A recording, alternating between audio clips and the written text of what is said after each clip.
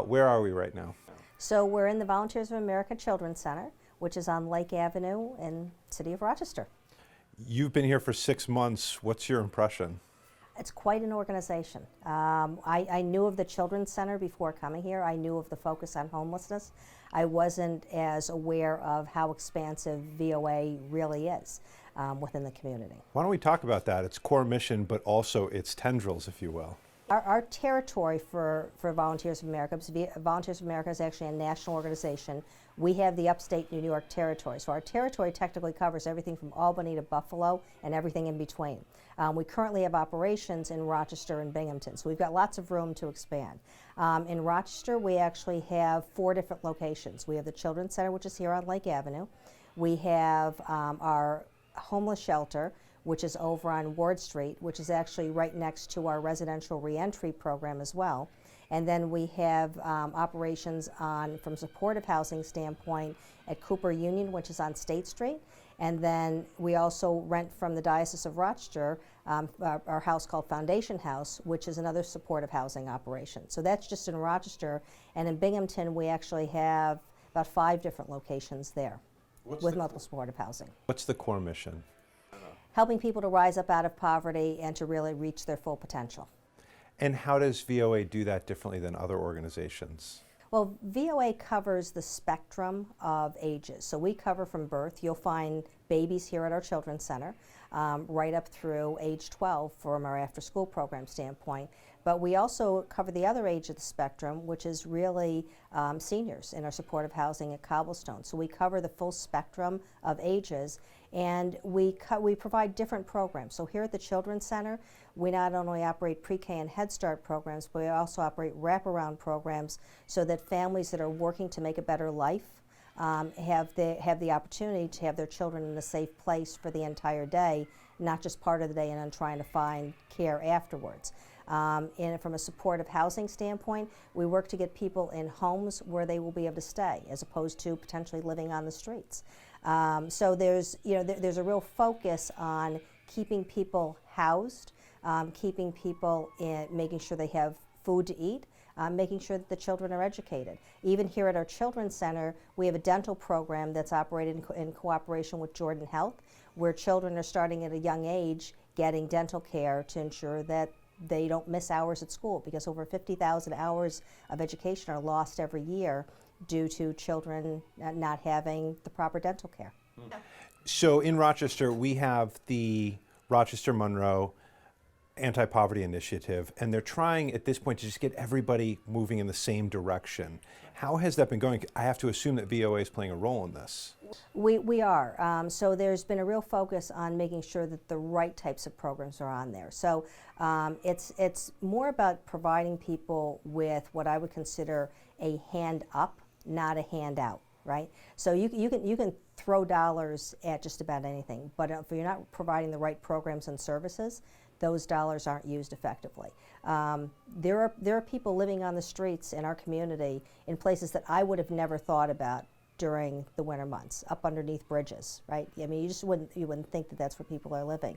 So it's really making sure that we're getting people off the streets into supportive housing, and once they get there, providing the right programs and services around there to keep them housed, because all too often people will go into a shelter for a night and then end up back on the street because that supportive housing structure isn't there. So that's part of it. Housing is a key component to it, but it's also providing those additional supportive services around there, understanding the family's financials, understanding the issues they're facing, whether it be, it could be even loss of food stamps. How do you find the right food to provide the kids so that they're still eating and having an opportunity at a healthy life. So it's getting the right programs and services in place to ensure people stay housed and basically have their basic needs met.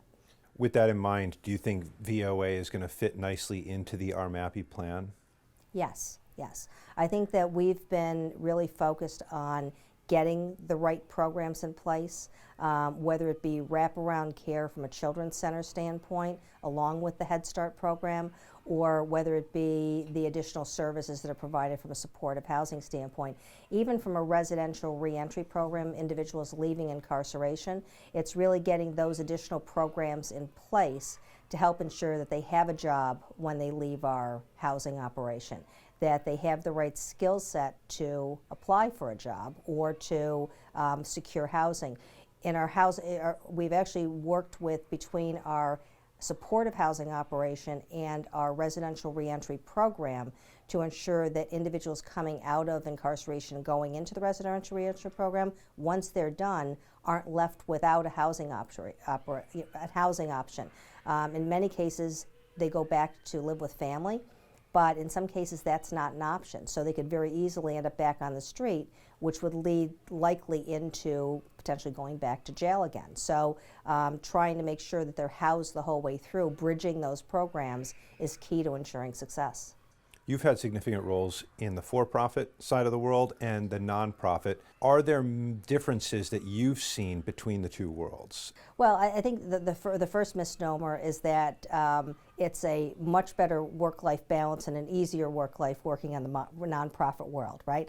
You expect 40-hour work week and then you go home. It's far from that. You get calls throughout the night. There are issues to address, but it's also very rewarding. Not to say that the for-profit work life isn't rewarding, but seeing the difference on a day-to-day basis that an organization makes really causes you to come to work every day. So I think that's one of the big things, is a mission of an organization that you really believe in. Is one of the differences. But the for-profits and nonprofits in some cases also operate similarly, in that they have budgets and they have to secure funding, and you have to have programs and services that people want or need. And so, there's a lot of things from a business standpoint that I learned in my for-profit lifestyle that I'm really using now in the not-for-profit lifestyle to make sure that we can, provide the services going forward to the community. I find it interesting that your previous job, you were CEO of Holy Sepulchre, and you were afraid of cemeteries. Yes. Yes, I was. I drove as fast past them as possible for many years, holding my breath. As kids told me the spirits would get me. I tended to be superstitious. What I learned in being there is it's a much different place, and for me, changing the mindset that it was a place to really celebrate life was important, and that's what I focused on during my tenure there for about 6 years. And so, we implemented things that would cause people to come back into cemeteries to help celebrate the lives of their loved ones. What has driven you throughout your career so far? These have been big roles, and like you said, they've been demanding outside of normal work hours. What drives me is really making a difference in the community. I've grown up in this community. I've been here since I was 2.5. So I am a Rochesterian through and through, even though I was born in Jersey. And so making a difference in the community and helping to make Rochester a better place is something that's been personally important for me for years. My mother volunteered. My mother was a stay-at-home mom, but she volunteered for many years, and she showed me that it was important to give back to the community. I've been very fortunate throughout my career. Kodak paid for my education, and the Greece Central School District helped get me where I was from a good start standpoint. So, really having those opportunities means that you should give back to the community in which you live.